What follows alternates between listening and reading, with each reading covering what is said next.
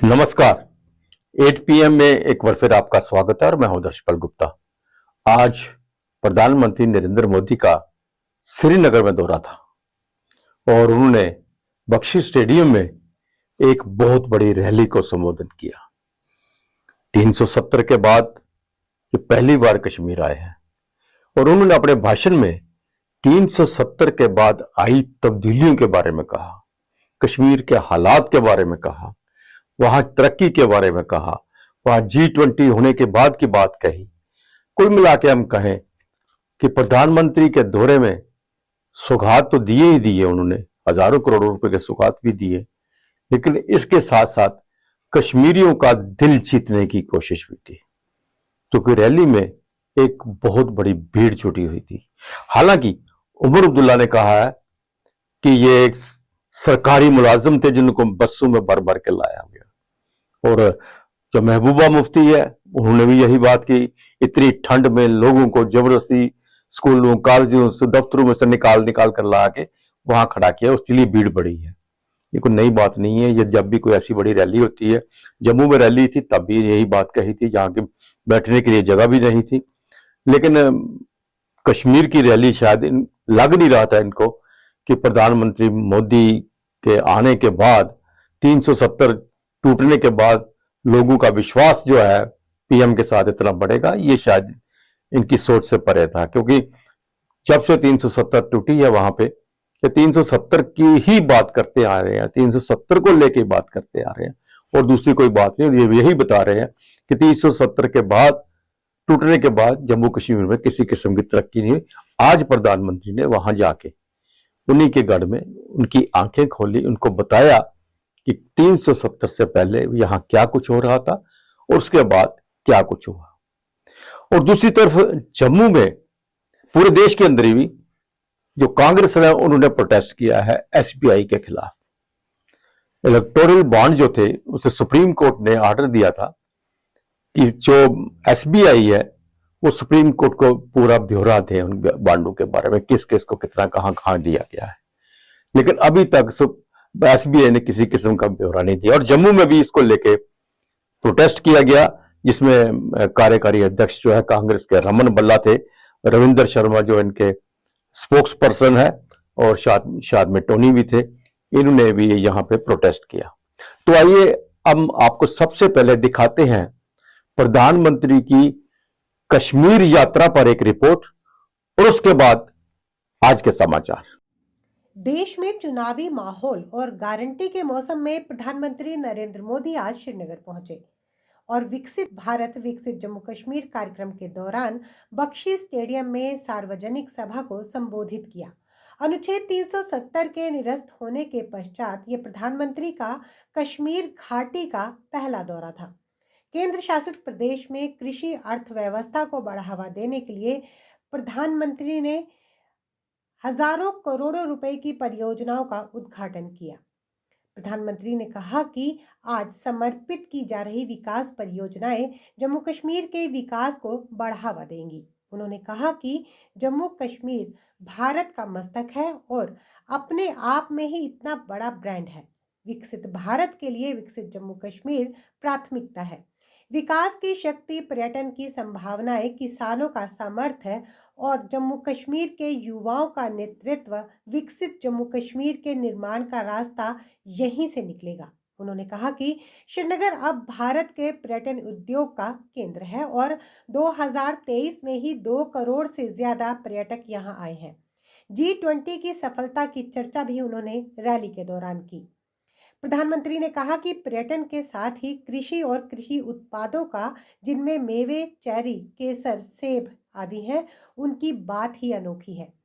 विपक्ष पर वार करते हुए पीएम ने कहा कि 370 के नाम पर कुछ राजनीतिक परिवार हमेशा फायदा उठाते रहे हैं और कांग्रेस गुमराह करती रही। उन्होंने कहा कि धरती के स्वर्ग में आने का यह एहसास अद्वितीय है। इस नए जम्मू कश्मीर का इंतजार उन्हें दशकों से था। पीएम ने कहा कि यहाँ की झीलों में जगह जगह कमल देखने को मिलते हैं। 50 साल पहले बने जम्मू कश्मीर क्रिकेट एसोसिएशन का लोगो भी कमल है। यह सुखद संयोग है या कुदरत का कोई इशारा कि बीजेपी का चिन्ह भी कमल है और कमल के साथ तो जम्मू कश्मीर का गहरा नाता है। अपने इस दौरे के दौरान प्रधानमंत्री ने जम्मू कश्मीर के युवा उद्यमियों से बात की और उन्होंने एक शहद का बिजनेस करने वाले युवा और बेकरी का बिजनेस करने वाली युवती से बात की। प्रधानमंत्री ने चैलेंज बेस्ड डेस्टिनेशन डेवलपमेंट यानी CBDD योजना के तहत पर्यटन स्थलों की घोषणा करने के अलावा देखो अपना देश, पीपल्स चॉइस टूरिस्ट डेस्टिनेशन पोल और चलो इंडिया ग्लोबल डायस्पोरा अभियान भी लॉन्च किया। इसके अलावा लगभग 1000 भर्ती हुए सरकारी कर्मचारियों को नियुक्ति पत्र वितरित किए। प्रधानमंत्री के दौरे से पहले सुरक्षा को ध्यान में रखते हुए श्रीनगर में छोटी सड़कों को भी सील कर दिया गया था। 24 घंटे पहले से ही स्टेडियम के बाहर बैरिकेडिंग कर दी गई थी। वहीं प्रधानमंत्री के दौरे वाले रास्ते में पढ़ने वाले कई स्कूल बंद कर दिए गए थे। वहीं आज होने वाली बोर्ड परीक्षाएं अगले महीने तक स्थगित कर दी गई हैं। संक्षेप में यही कह सकते हैं कि प्रधानमंत्री का यह दौरा कश्मीर और वहां के युवाओं के भविष्य के लिए आशान्वित करके गया और उन्हें बता गया कि उनका भविष्य सुनहरा है। केंद्रीय मंत्री डॉक्टर जितेंद्र सिंह ने कहा कि रैली में जो लोग आए हैं वे मोदी का परिवार है, क्योंकि ये जानते हैं कि जिस शिद्दत के साथ आप इनके दिल का दर्द समझ सकते हैं, कोई और नहीं समझ सकता। प्रधानमंत्री जी, ये जो जन सैलाब आप देख रहे हैं, ये लोगों का समूह, जहां तक निगाह जाती है ये लोगों का हजूम, ये सब आपके मुरीद हैं। ये मोदी का परिवार है।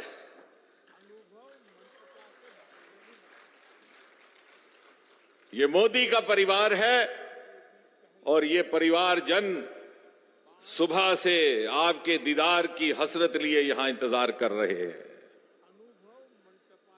क्योंकि ये जानते हैं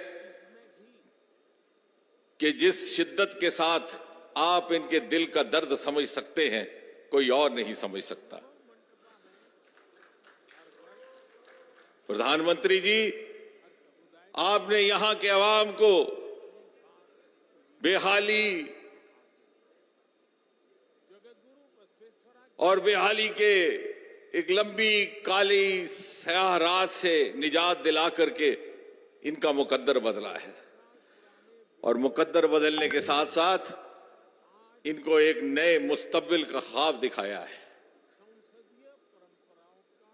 वो हाथ जिनमें कल तक बंदूक थी, आज उनमें आईपैड और कंप्यूटर है। वो उंगलियां जो कल तक खून से लथपथ थी, आज पश्मीने के धागे पिरो करके सारी दुनिया को अपने हुनर का कमाल दिखा रहे हैं। उपराज्यपाल मनोज सिन्हा ने कहा कि किसी की भी आंखें अब छर्रों से नहीं छीनी जाती। अब सुनिश्चित किया जा रहा है कि सड़कों पर किसी भी निर्दोष की जान ना जाए। लाल चौक के घंटाघर पर शान से तिरंगा लहरा रहा है और ये शांति और आतंकवाद से दूर जाने का प्रतीक है। गुरुवार को श्रीनगर के बख्शी स्टेडियम में प्रधानमंत्री नरेंद्र मोदी का स्वागत करते हुए उपराज्यपाल ने ये बातें कही। इस दौरान उन्होंने कहा कि घाटी के लोग सूफी संत शेख अल आलम की भूमि पर उनका स्वागत करते हैं। एलजी सिन्हा ने कहा कि पिछले दशक में जम्मू कश्मीर के लोगों के कल्याण और शांति के लिए मोदी के समर्पण ने दशकों की उथल-पुथल के बाद क्षेत्र में शांति बहाल करने में महत्वपूर्ण प्रगति की है। उन्होंने पिछले 5 वर्षों में प्रदेश में हुए परिवर्तन पर प्रकाश डाला। एलजी सिन्हा ने अपने मन की बात कार्यक्रम में मोदी द्वारा कश्मीर के लगातार संदर्भ का उल्लेख किया। उन्होंने विभिन्न मंचों पर लोटस स्टेम यानी नंदरू, पश्मीना और केसर जैसे कश्मीरी उत्पादों को बढ़ावा देने के लिए पीएम मोदी की सराहना की। एलजी सिन्हा ने सुरंगों, रिंग रोड, फ्लाईओवर, सड़कों जैसे बुनियादी ढांचे में सुधार सहित विभिन्न विकासात्मक परियोजनाओं को आगे बढ़ाने में पीएम मोदी के नेतृत्व की सराहना की, जिससे पूरे क्षेत्र में पहुंच और कनेक्टिविटी में सुधार हुआ है। उन्होंने व्यावसायिक गतिविधियों को पुनर्जीवित करते हुए यूरोप के समान श्रीनगर के पोलो व्यू पेडेस्ट्रियन मार्केट का जिक्र किया। पहाड़ियों की लंबे समय से चली आ रही मांगों को पूरा करने और गुज्जरों और बकरवालों की अछूती स्थिति पर जोर देते हुए सिन्हा ने पंचायती और शहरी स्थानीय निकायों में ओबीसी को शामिल करने पर प्रकाश डाला। उन्होंने हजारों सरकारी नौकरियों के सृजन और 8 लाख से अधिक उद्यमियों के उद्रव का उल्लेख किया, जिसमें कई सफल महिला नेतृत्व वाले स्वयं सहायता समूह भी शामिल हैं। मनोज सिन्हा ने शोपियां की जाहिदा जैसे स्थानीय उद्यमियों की प्रेरणात्मक कहानियां सुनाई, जिनके उत्पाद अंतर्राष्ट्रीय बाजारों तक पहुंच गए हैं। उन्होंने प्रदेश में बढ़ते आर्थिक परिदृश्य को दर्शाते हुए नए स्टार्टअप, कोल्ड स्टोरेज सुविधाओं, मॉल और सिनेमा श्रृंखलाओं की स्थापना के बारे में बताया। एलजी ने सुरक्षा और अवसर की वर्तमान भावना के साथ भय के पिछले माहौल की तुलना करते हुए सामान्य स्थिति में वापसी और संपन्न पर्यटन उद्योग पर प्रकाश डाला। उन्होंने हिंसा की कमी और आतंकवाद से पर्यटन की ओर घाटी के बढ़ने की सराहना की। उन्होंने कहा कि 2022 तक नाइट लाइफ और मल्टीप्लेक्स सिनेमा का कोई कंसेप्ट नहीं था, लेकिन आज युवाओं में झेलम के किनारे गुनगुनाते हुए नहीं देखा जा सकता है। श्रीनगर में सिनेमाघरों और नाइट लाइफ का आनंद लेते हुए आम लोगों को देखा जा सकता है। आज से 1.5 साल पहले मैं एक कार्यक्रम में गया था अमर सिंह क्लब में। डॉक्टर करण सिंह जी उसमें थे। उन्होंने मुझसे कहा कि मनोज जी, और तो जो काम किया मोदी जी ने किया, लेकिन 32 सालों में ऐसी स्वच्छ और साफ डल हमने नहीं देखी थी। और मैं आपसे कहना चाहता हूं कि 35 सालों में ऐसा श्रीनगर भी खूबसूरत देश ने नहीं देखा था जैसा आपने स्मार्ट सिटी में श्रीनगर को बनाने में मदद की है। आदरणीय प्रधानमंत्री जी, आपकी दृढ़ इच्छा शक्ति से जम्मू कश्मीर के हर एक नागरिक को अपनी मर्जी से जीवन का अवसर मिला है। अब किसी मां के निर्दोष बेटे की आंख की रोशनी पिलेट गन के कारण नहीं जाती। अब कोई बेगुनाह बेमौत नहीं मारा जाता है, और यही बड़ा परिवर्तन है। अब यहाँ का युवा हाथ में पत्थर नहीं, किताब और लैपटॉप लेकर के स्टार्टअप के लिए काम कर रहा है। आतंक और अलगाववाद के इकोसिस्टम को सुरक्षा बलों ने नेस्तनाबूद करने की हर कोशिश की। और ये जो सबसे बड़ा अंतर है कि पहले के लोग शांति खरीदते थे, और आपने जब फैसला किया कि हम शांति खरीदने में नहीं, शांति अस्थायी रूप से स्थापित करने में विश्वास करते हैं, उसका ये प्रतिफल आज कश्मीर के लोग देख रहे हैं। कश्मीर घाटी के अनंतनाग जिले के एक युवा गायक इमरान अजीज ने प्रधानमंत्री नरेंद्र मोदी की प्रशंसा में गाना तैयार किया है।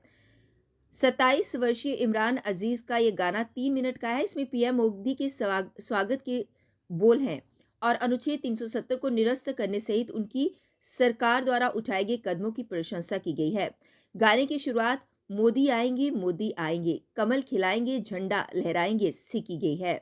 वीरवार को बख्शी स्टेडियम में होने जा रही रैली में लोगों से वहां होने का आह्वान करते हुए गाने में कहा गया है कि ये यात्रा कश्मीर का गौरव बढ़ाएगी। यह गीत अगस्त 2019 में मोदी के नेतृत्व वाली केंद्र सरकार द्वारा अनुच्छेद 370 को निरस्त करने का भी संदर्भ देता है, जिसमें यह कहा गया है कि इस कदम से केंद्र शासित प्रदेश में समृद्धि आई है। गाने में जम्मू कश्मीर को पूर्ण बनाने के लिए पाकिस्तान के कब्जे वाले कश्मीर को वापस लेने का भी सुझाव दिया गया है। इमरान ने प्रधानमंत्री से लोगों की सुविधा के लिए अनंतनाग जिले में एक बड़ा अस्पताल स्थापित करने की मांग की। अनुच्छेद 370 के प्रावधानों को हटाने के बाद पहली बार प्रधानमंत्री नरेंद्र मोदी कश्मीर दौरे पर आए। श्रीनगर के बख्शी स्टेडियम में विकसित भारत विकसित जम्मू कश्मीर कार्यक्रम में शामिल हुए। इस दौरान प्रधानमंत्री नरेंद्र मोदी ने 6,400 करोड़ की 52 विकास परियोजनाओं का शुभारंभ व लोकार्पण किया और जनसभा को संबोधित किया। पीएम मोदी ने कहा कि जम्मू कश्मीर में पहले की सरकारों के समय में भ्रष्टाचार और परिवारवाद का बोलबाला रहा। प्रदेश परिवारवाद का सबसे प्रमुख निशाना रहा। परिवारवादी लोग मोदी पर व्यक्तिगत हमले कर रहे हैं। देश के हर कोने में लोग कह रहे हैं मैं हूं मोदी का परिवार। कश्मीर के लोग भी कह रहे हैं मैं हूं मोदी का परिवार। कांग्रेस और उनके साथियों ने 370 के नाम पर जम्मू कश्मीर को गुमराह किया है। प्रधानमंत्री नरेंद्र मोदी ने कहा कि जम्मू कश्मीर विकास की नई ऊंचाइयों को छू रहा है, क्योंकि जम्मू कश्मीर आज खुलकर सांस ले रहा है। बंदिशों से ये आजादी आर्टिकल 370 हटने के बाद आई है। दशकों तक सियासी फायदे के लिए कांग्रेस और उनके साथियों ने 370 के नाम पर जम्मू कश्मीर के लोगों को गुमराह किया, देश को गुमराह किया। 370 से फायदा जम्मू कश्मीर को था और ये कुछ राजनीतिक परिवार ही उसका लाभ उठा रहे थे। जम्मू कश्मीर की आवाम ये सच्चाई अब जान चुकी है कि उनको गुमराह किया गया है। कुछ परिवारों के फायदे के लिए जम्मू कश्मीर को जंजीरों में जकड़ दिया गया था। आज 370 नहीं है, इसलिए जम्मू कश्मीर के युवाओं की प्रतिभा का पूरा सम्मान हो रहा है, उन्हें नए अवसर मिल रहे हैं। आज यहाँ सबके लिए समान अधिकार हैं, समान अवसर हैं। धर्मनगरी सहित भवन में बुधवार को दिन भर सूरज और बादलों की लुकाछुपी जारी रही। शाम को ठंडी हवा चलती रही, जिस कारण तापमान में गिरावट दर्ज की गई। देश के कोने कोने से दर्शनों के लिए भक्तजन दिन भर भवन की तरफ मां के जयकारे लगाते हुए प्रस्थान करते रहे। बुधवार शाम 7 बजे तक 12,000 श्रद्धालु मां के चरणों में हाजिरी लगाने के लिए प्रस्थान कर चुके थे। वानगंगा में से सांची छत के लिए हेलीकॉप्टर सेवा दिन भर जारी रही, मगर 8 महीने से सर्कुलर मार्ग टूटने के बाद श्रद्धालुओं को बसें 1 किलोमीटर पहले ही उतार रही हैं। इस कारण श्रद्धालुओं को सामान उठाकर मुख्य बस स्टैंड तक सफर करना पड़ रहा है। वहीं दोपहर बाद से ही आसमान पर बादल छाने लगे, मगर दिन भर हेलीकॉप्टर से सांची छत के श्रद्धालुओं के लिए सेवा जारी रही। साथ ही श्रद्धालु घोड़ा, पालकी और पैदल भवन की ओर प्रस्थान करते रहे। जिले के नौशहरा क्षेत्र में एलओसी के नजदीक बुधवार देर शाम को बारूदी सुरंग की चपेट में आने से सेना के पोर्टर बलिदान हो गए। पुलिस ने मामला दर्ज करने के बाद शव को कब्जे में लेकर आगे की कार्यवाही शुरू कर दी है। जानकारी के अनुसार राजौरी जिले के सरिया गांव निवासी पोर्टर राकेश कुमार पुत्र सीताराम नौशहरा क्षेत्र में अन्य पोर्टरों के साथ कुछ काम कर रहे थे। इस दौरान उनका पांव सीमा पर बिछी बारूदी सुरंग पर पड़ गया और जोरदार धमाके के साथ बारूदी सुरंग में विस्फोट हो गया। इस विस्फोट की चपेट में आने से पोर्टर राकेश कुमार गंभीर रूप से घायल हो गए। उसी समय उसे पास के सैन्य अस्पताल पहुंचाया गया, जहां डॉक्टरों ने उन्हें मृत घोषित कर दिया। साहित्य अकादमी नई दिल्ली और गवर्नमेंट कॉलेज ऑफ एजुकेशन की ओर से महिला डोगरी लेखन च समकालीन मुद्दे ते चुनौतियां शीर्षक से संगोष्ठी का आयोजन किया गया। कार्यक्रम की अध्यक्षता डोगरी साहित्य की वरिष्ठ लेखिका डॉक्टर नीलम सरीन द्वारा की गई। मुख्य अतिथि के तौर पर जम्मू डिवीजन कॉलेज के नोडल अधिकारी एसपी सारस्वत मंच पर विराजमान थे। 2 सत्र में विभाजित इस संगोष्ठी में डोगरी की वरिष्ठ लेखिका निर्मल विक्रम, राधा रानी, स्वतंत्रता मेहरा तथा सुषमा चौधरी ने पत्र वाचन किया तथा महिलाओं के मुद्दों और चुनौतियों पर प्रकाश डाला। कार्यक्रम में बड़ी संख्या में वरिष्ठ साहित्यकार उपस्थित थे। महिला दिवस के उपलक्ष्य में आयोजित इस कार्यक्रम की अधिक जानकारी डोगरी की वरिष्ठ लेखिका डॉक्टर नीलम सरीन द्वारा प्रदान की गई। और ये जो कॉलेज ऑफ एजुकेशन ने मिलके ये सिंपोजियम ऑर्गेनाइज किया है और ये महिला लेखक के डोगरी महिला लेखक उनके मुद्दे चुनौतियाँ, तो क्या इश्यूज़ हैं और क्या चुनौतियाँ हैं, इसके लिए है 2-3 सेशंस होंगे जिसमें बड़े सारे हमारे जो टीचर्स लोग हैं वो इसके ऊपर पेपर पढ़ेंगे। और महिला दिवस के ऊपर इसलिए कर रहे हैं क्योंकि ये महिला लेखक के ऊपर है कि डोगरी में उन्होंने क्या दिया, क्या लिखा, कितनी संवेदनशीलता से अपने व्यूज़ रखे हैं उसके ऊपर है। और हमें लग रहा है कि ये उनके लिए है और उसके ऊपर चर्चा है। बहुत साल पहले अगर हमने ये दिन शुरू किया तो आज भी औरतें बराबरी का हक के लिए लड़ रही हैं, तो इसके ऊपर भी ज़ोर देने की ज़रूरत है। इस में कि 50% अगर महिला है तो महिला का योगदान 50% क्यों नहीं पहुंचा अभी तक। तो लेखक साहित्य के द्वारा हमें जानने की ज़रूरत है और हाथ से हाथ मिलाकर जानने की ज़रूरत है कि हम हर एक बच्चे को ऊपर उठा सकें और अपनी बराबरी का हक दिलवा सकें। कल महाशिवरात्रि है, सभी दर्शकों को शिवरात्रि की बहुत बहुत मुबारक। और कल 8 बजे फिर आपसे भेंट होगी, तब तक इजाजत दीजिए। नमस्कार।